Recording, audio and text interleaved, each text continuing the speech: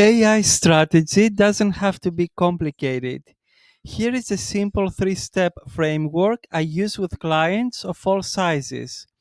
Number one, identify high impact areas. Look at the processes, decisions, or customer interactions where AI can add the most value.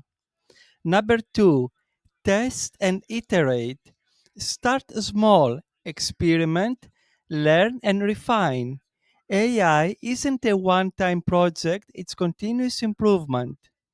Number three, scale strategically.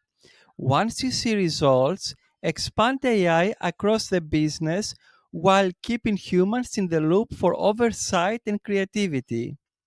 The beauty of this approach, it works for startups and enterprise companies alike. It's practical, actionable, and result focused.